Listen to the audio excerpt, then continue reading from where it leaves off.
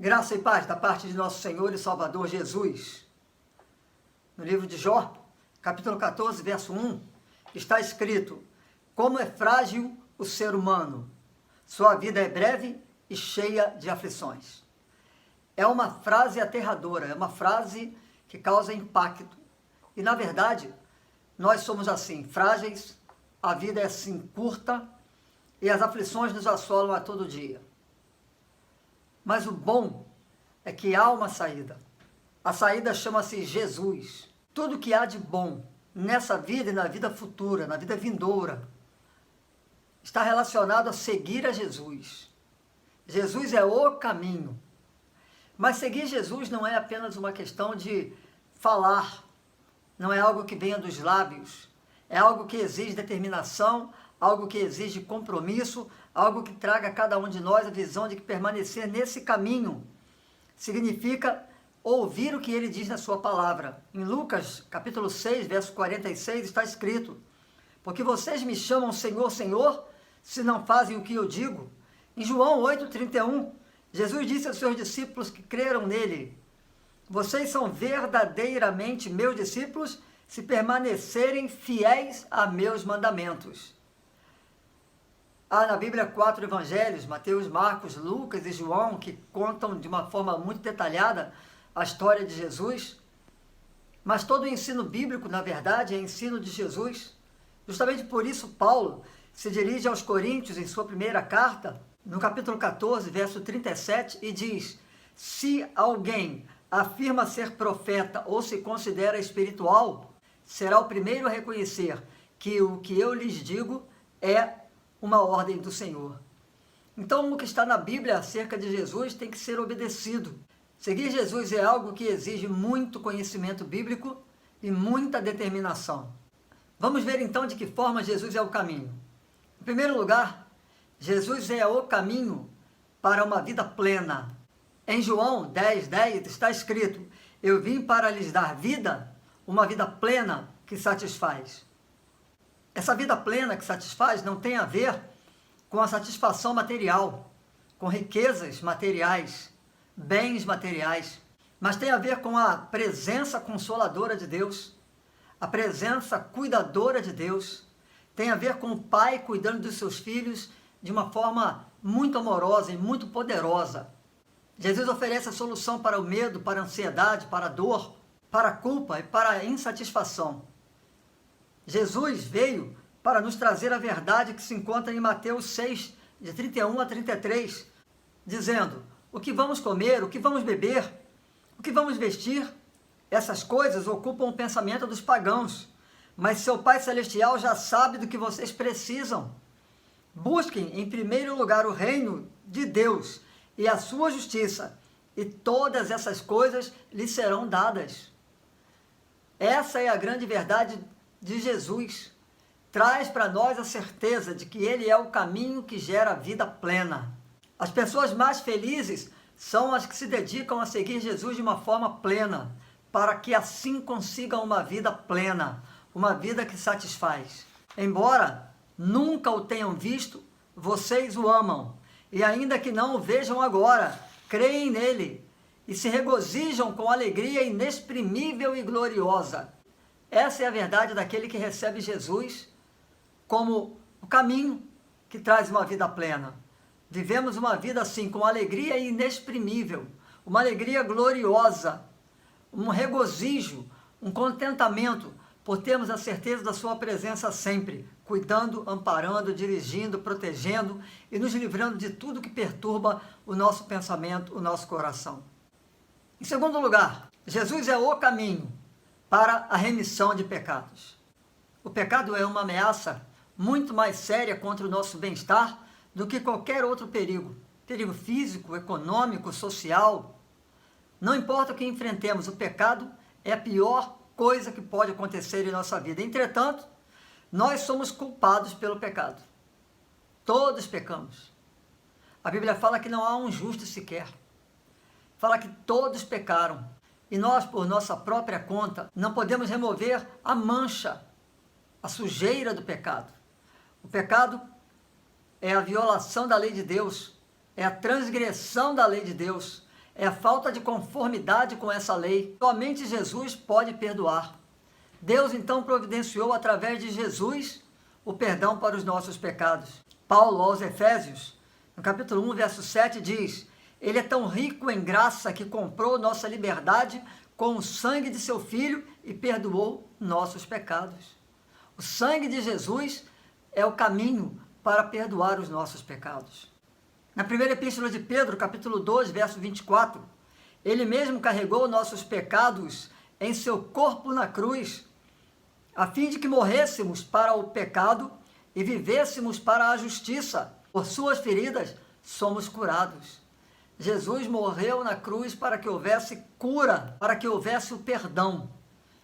Depois de seu sacrifício por nós, Jesus explicou aos perdidos, aos que não tinham ainda a salvação, que através dele nós podíamos ser salvos. Em Lucas 24, versos 46 e 47, está registrado assim: E disse: Sim, está escrito que o Cristo haveria de sofrer, morrer e ressuscitar no terceiro dia, e que a mensagem de arrependimento para o perdão dos pecados seria proclamada com toda a autoridade de seu nome a todas as nações, começando por Jerusalém. No Evangelho de Marcos, capítulo 16, verso 16, quem crer e for batizado será salvo, mas quem se recusar a crer será condenado.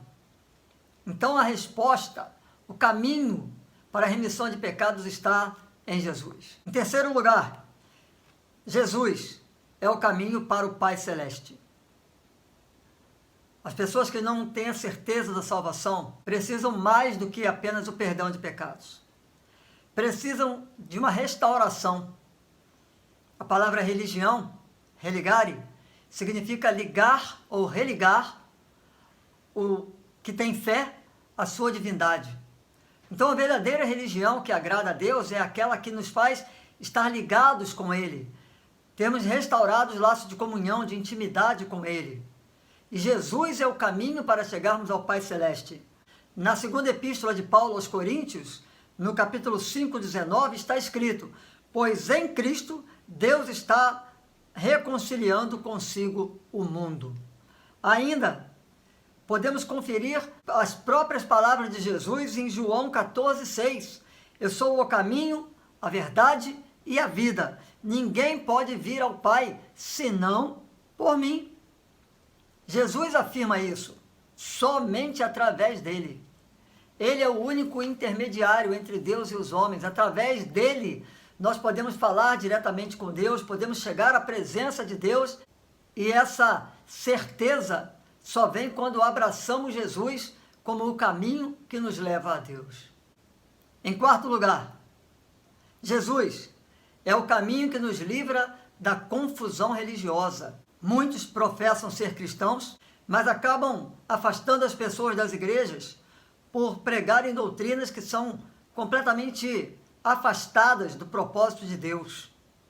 E nós precisamos entender que a confusão religiosa é justamente por não entendermos que Jesus é o que nos dá a certeza de que a verdadeira religião não tem confusão. A verdadeira religião é aquela que é edificada pelo próprio Deus.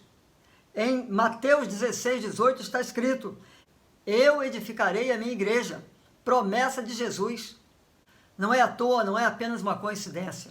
Nós vemos a fórmula para o crescimento da igreja. Em Atos 2, 47, está registrado: sempre louvando a Deus e desfrutando a simpatia de todo o povo, e a cada dia o Senhor lhes acrescentava aqueles que iam sendo salvos. A verdadeira religião é aquela que ganha a simpatia do povo, vivendo o verdadeiro evangelho, não apenas a pregação do evangelho, mas a vivência que atesta a autoridade de vida.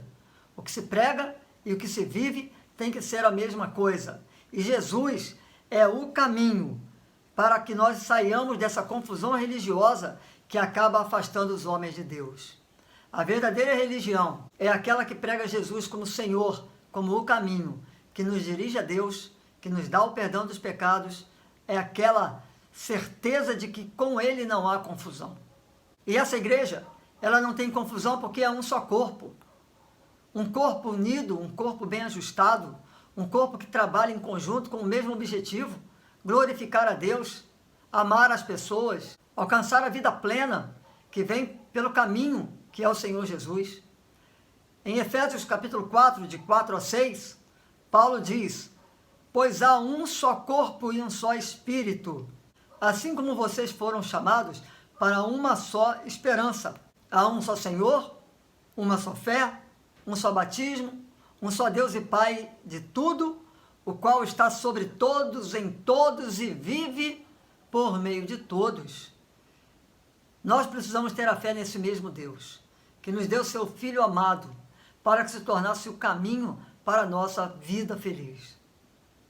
Em quinto e último lugar, Jesus é o caminho para a glória eterna. Hebreus 9, 27. E assim, como cada pessoa está destinada a morrer uma vez só, e depois disso vem o julgamento.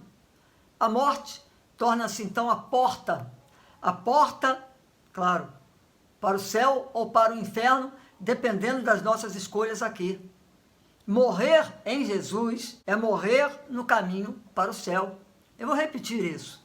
Morrer em Jesus é morrer no caminho para o céu. Em Apocalipse, o livro da Revelação, capítulo 14, verso 13, está escrito: eu ouvi uma voz que vinha do céu dizendo, escreva isto, felizes os que de agora em diante morrem no Senhor. Sim, diz o Espírito Santo. Eles são verdadeiramente felizes, pois descansarão de seu trabalho árduo, porque suas obras boas os acompanharão. E ainda em Apocalipse 22, 14, felizes aqueles que lavam as suas vestes, entre aspas, no sangue do Cordeiro, no Senhor Jesus, que é o caminho. A eles será permitido entrar pelas portas da cidade e comer do fruto da árvore da vida. Ou seja, Jesus é o caminho para o céu. Jesus é o caminho para a eternidade. Concluindo, a vida é curta, nós somos frágeis, as aflições nos assolam dia a dia, mas Jesus é o caminho para o perdão, é o caminho que nos leva a Deus, é o caminho em que a igreja se torna transparente, sem confusão, a igreja verdadeira, é o caminho para o céu. Nós precisamos entender, Jesus é o caminho.